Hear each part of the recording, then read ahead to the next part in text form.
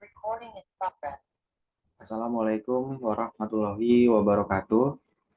Mohon izin Ibu dosen pengampu, Ibu Wina Sari Kusmaning Tias SIP SEMM, selaku dosen pengampu mata kuliah Manajemen Logistik.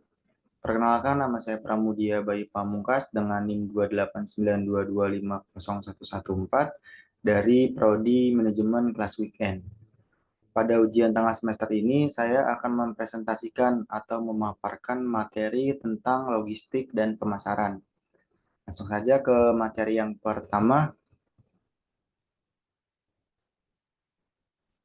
Logistik pemasaran didefinisikan sebagai suatu proses yang melibatkan perencanaan, pelaksanaan, dan pengendalian pergerakan barang, jasa, dan informasi dari asalnya, produsen ke titik konsumsi atau konsumen. Fungsi logistik pemasaran. Yang pertama, perencanaan. Logistik pemasaran dimulai dengan perencanaan. Hal ini melibatkan identifikasi rute untuk mendistribusikan produk, mengoptimalkan tingkat persediaan, dan memilih metode transportasi yang sesuai. Perencanaan juga mencakup peramalan permintaan pelanggan untuk memastikan bahwa produk tersedia kapan dan di mana dibutuhkan. 2. Pergudangan memegang peranan penting dalam proses logistik. Ini memastikan penyimpanan, aksesibilitas yang mudah, dan distribusi barang tepat waktu. Ini bertindak sebagai penghubung antara produksi dan distribusi, mengoptimalkan waktu transit, dan mengelola inventaris secara efisien. Hal ini memungkinkan siklus produksi. Yang ketiga, manajemen inventaris. Manajemen inventaris yang efektif sangat penting untuk menyeimbangkan penawaran dan permintaan. Ini melibatkan berbagai aspek, termasuk perkiraan penambahan stok dan penempatan inventaris secara strategis untuk memenuhi fluktuasi permintaan pelanggan. Selanjutnya, tujuan instruksional khusus. Setelah membaca dan mempelajari bab ini, diharapkan para mahasiswa atau mahasiswi mampu memahami baik tentang 1. Logistik dan pemasaran. 2. Keterkaitan antara logistik dan pemasaran. 3. Komunikasi dalam pemasaran. 4. Pengaruh logistik dalam strategi pertumbuhan korporat. Logistik tidak bisa terdiri dari sendiri. Logistik tidak bisa berdiri sendiri. Banyak hal yang melengkapi seperti logistik bisnis, manajemen saluran, distribusi, logistik industrial, manajemen logistik, manajemen material, distribusi fisik, sistem respon cepat, manajemen rantai pasok, manajemen pasokan. Logistik termasuk bidang kajian tertua yang umurnya sama dengan umur peradaban manusia. Diperlukan kajian-kajian baru untuk menyempurnakan seiring dengan perkembangan peradaban. Logistik dan pemasaran. Aktivitas logistik meliputi penentuan lokasi, transportasi, persediaan, komunikasi, dan penanganan serta penyimpanan material. Semua aktivitas tersebut diperlukan sering dengan adanya kegiatan yang bersifat komersial. Perusahaan manufaktur akan berjalan dengan baik jika terdapat dukungan dari pemasok dalam pengadaan bahan baku dan bahan lainnya.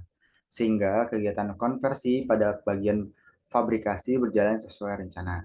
Pemasaran berfungsi untuk bertanggung jawab, memonitor permintaan pelanggan sekarang dan yang akan datang, dan memproyeksikan kebutuhan produk di masa yang akan datang. Sedangkan manajemen material membantu untuk mengembangkan customer service yang baik. Hubungan yang baik antara logistik dan pemasaran akan berpengaruh positif terhadap ketersediaan dan utilisasi sumber daya vital, yaitu dana, tenaga kerja, material, dan fasilitas. Sumber informasi utama pemasaran untuk manajemen material adalah data peramalan penjualan. Data ini diapai untuk mengembangkan rencana kebutuhan material dan sebagai faktor penting dalam mengendalikan sumber daya perusahaan. Keterkaitan logistik dan pemasaran. Kegiatan pemasaran merupakan salah satu fungsi utama dari perusahaan selain rancang bangun dan rekayasa, produksi, keuangan, kepegawaian, dan lain sebagainya. Pemasaran memegang fungsi penting karena merupakan upaya untuk mendekatkan produk atau jasa yang dihasilkan agar dinikmati oleh para pelanggan. Kegiatan pemasaran tidak akan lepas dari unsur pembauran perusahaan atau marketing mix, yaitu unsur-unsur yang satu dengan lainnya harus saling terkait dan terintegrasi secara utuh. Sehingga apabila salah satu ada ketimpangan makan, proses kegiatan pemasaran akan mengalami kehambatan. Lalu yang selanjutnya, 4 unsur pembauran. Yang pertama ada produk, barang atau jasa hasil rancang bangun dan rekayasa perusahaan dalam upaya untuk memenuhi kebutuhan para pelanggan. Yang kedua, price, harga yang ditetapkan perusahaan yang dibentuk dari komposisi berbagai pengeluaran baik langsung maupun tidak langsung. 3. Promotion, upaya perusahaan untuk mengenalkan barang dan jasa yang dihasilkan serta untuk mempertahankan posisi pasar perusahaan tersebut. Yang keempat, place, kegiatan yang berupaya untuk dapat menempatkan barang atau jasa sampai pada komunitas pelanggan. Next, komunikasi dalam pemasaran. Setiap membicarakan informasi pasti terkait dengan komunikasi. Komunikasi yang baik diperlukan dalam memasarkan suatu produk. Ada 5 arus komunikasi, tapi saya rangkum menjadi 3 arus komunikasi. Yang pertama, arus komunikasi ke bawah, downward communication, yaitu komunikasi yang mengalir dari seorang dari tingkat atas kepada penerima komunikasi ke tingkat yang lebih rendah. Contoh, bentuk komunikasinya adalah instruksi-instruksi kerja, memo resmi, buku pedoman, surat tugas, dan lain-lain. Yang kedua, arus komunikasi ke atas, upward communication, yaitu arus komunikasi dari seorang tingkat bawah kepada penerima informasi di tingkat atasnya dalam suatu organisasi.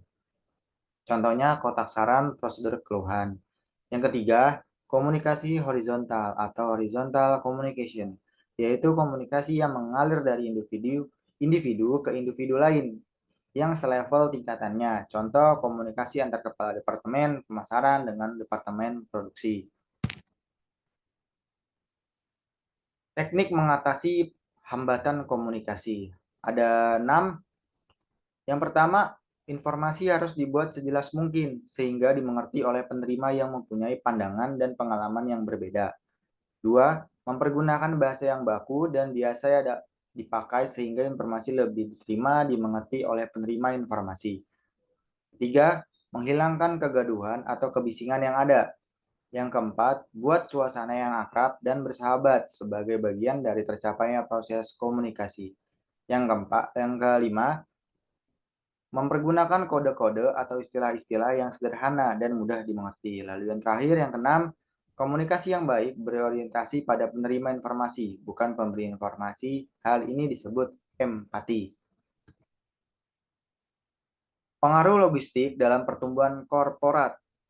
Coulter dalam Kuncoro 2002-250 menyatakan bahwa strategi korporat adalah strategi yang menitik beratkan pada pertanyaan jangka panjang dan luas mengenai bisnis apa yang dimasuki oleh suatu organisasi dan apa yang diinginkan dalam bisnis tersebut. Sedangkan Collin dan Montgomery tahun 1998 mendefinisikan strategi korporat adalah suatu cara bagaimana perusahaan menciptakan nilai melalui konfigurasi dan koordinasi dan aktivitas multipasarnya. Strategi korporat ada 3. Yang pertama, strategi pertumbuhan atau growth strategi adalah strategi perusahaan yang berorientasi terhadap upaya keras untuk mencapai pertumbuhan kinerjanya, antara lain tingkat penjualan, laba, pangsa pasar atau market share, dan tujuan primer lainnya. Perusahaan berusaha menggerakkan semua sumber daya yang dimilikinya untuk mencapai pertumbuhan ke depan. Yang kedua, strategi stabilitas atau stability strategi.